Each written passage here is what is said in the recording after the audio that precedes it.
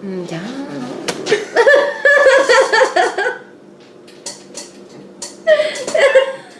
Oh no. I got the giggles.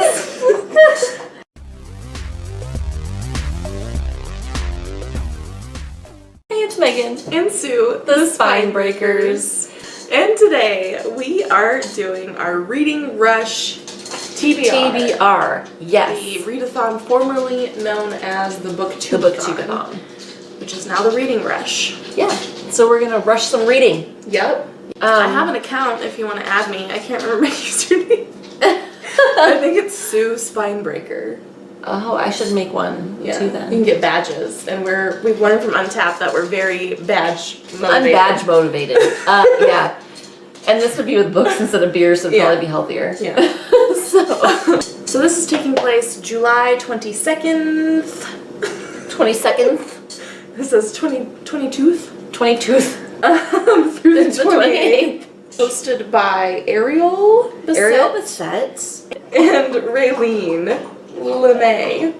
We'll put the information below. We'll put the website and also the announcement video for the Reading Rush in case you haven't heard of it. Right, which I'm sure that most of you have. So there's 7 challenges, and then there's some video challenges that are not gonna do. Yeah, we are honestly probably not gonna do. They haven't been announced yet, so Sasha's a loud drinker.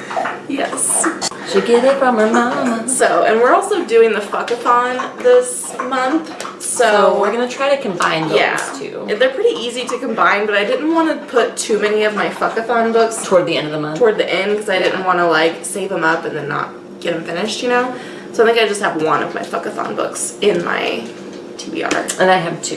While we talk about our TBR, we are going to drink this beer from, is it Rahr and Sons or Rahr and Sons? I think it's Rahr. Or Rahr, which would be more fun. I'm gonna say Rahr and Sons. It's called Adios Pantalones. Yes.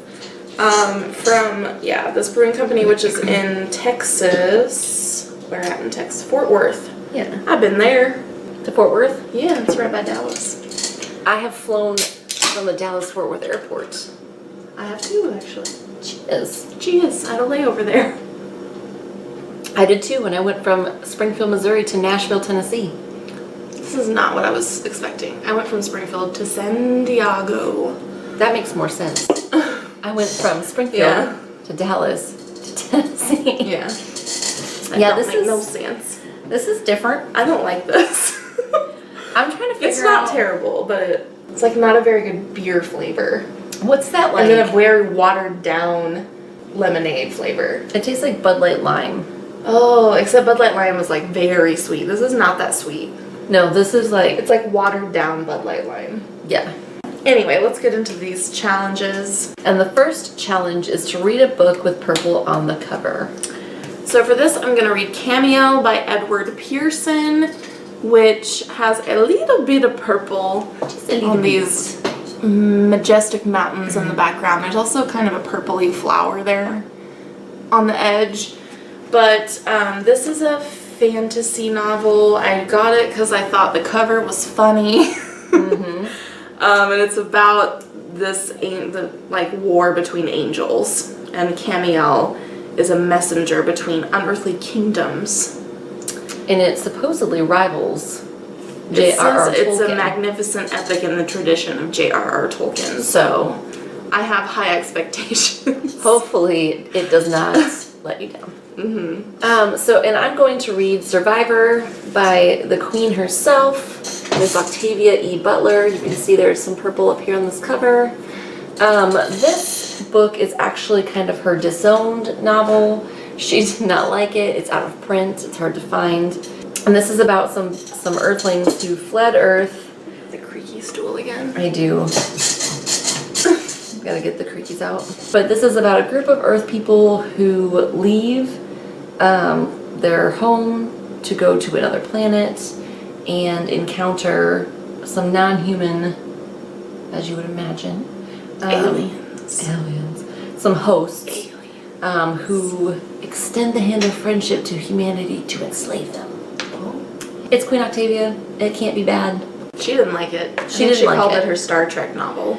Yeah, she didn't care thought for it it. wasn't very original, I think. But we'll see. I mean, honestly, like, she could have written R.I.P. R.I.P. like R.I.P. about Queen my Octavia. shoe, and I would have read it and loved it probably, so. The second challenge is to read a book in the same spot the entire time. And for this challenge, I'm going to combine it with my Fuckathon TBR and read Binti by, what did we say, Nnedi Okorafor. Because it's 96 pages. Like, I have a hard time. I pretty much read in the same spot all the time, so. I mostly I mean, do, you don't but have to sit there and read the whole thing at once. Well, like, yeah, you can but, leave like, and come back. I move about. I might read in bed. I might read on the couch. I Pretty might. much just read on the couch all the time. I mostly do, but like sometimes I don't. And I actually am not even sure which book I'm gonna do this for, because like I said, I pretty much read in the same spot most of the time anyway. Cameo, I think, is the shortest one on my list, so maybe that one, but we'll see. Yeah. So next challenge is to read a book you meant to read last year. So for this one, I chose Zone 1 by Colson Whitehead, which I borrowed from Megan like probably 2 years ago. So I've been meaning to read it since then. And this is a zombie novel. I think it takes place after they think they've like eradicated or at least gotten control of the zombie situation, but turns out maybe not.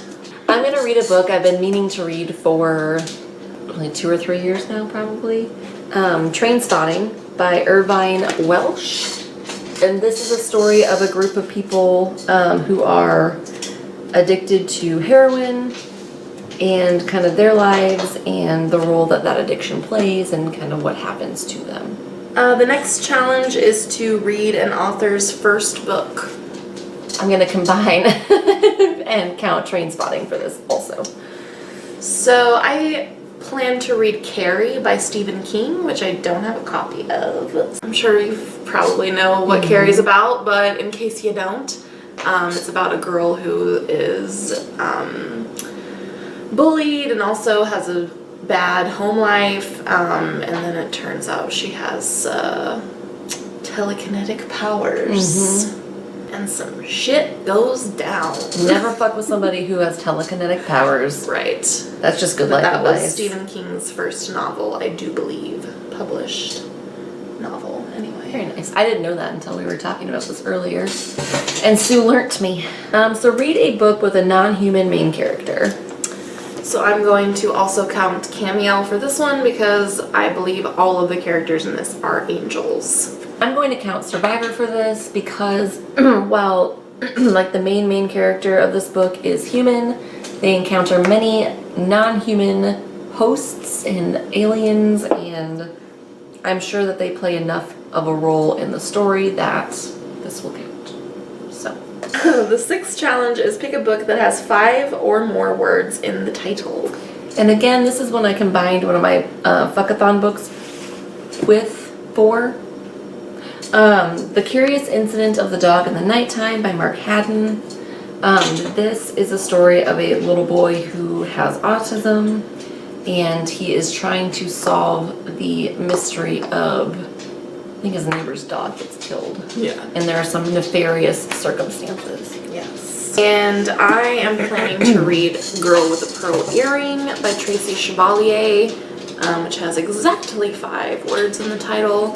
And this is a fictional telling of the story behind the painting Girl with a Pearl Earring by Vermeer. And I've seen this movie and love it, so I've been wanting to read this for a while. I could also count this for a book I meant to read last year because it's another one that I've been meaning to read for years. The 7th challenge and last challenge is to read and watch a book-to-movie adaptation. So I have 2 I could use for this because I'm planning to read Carrie. I have already seen Carrie, both the original and the remake they did a few years ago, but I could watch it again. And then I also have Girl with a Pearl Earring, which again, like I said, I've already seen the movie multiple times actually because I love it. And I own the movie, so I could easily watch that one again as well. Very nice.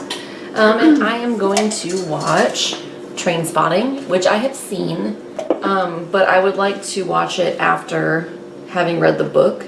I am a little bit concerned about reading this for a readathon just because there's a lot of dialect in here, and that's always a little. I've never seen Trainspotting, but I've heard it has some crazy dialect. It does. I mean, the movie is a lot easier to follow, I think, than the book will be, because I think when you watch movies, it's maybe a little bit easier to get context right off the bat. Whereas with books, it takes me a while if there's dialect to like adjust. But yeah, so that is our TBR. And if you're reading, or if you're doing this readathon, let us know what you're reading. And thank you for watching. Yeah.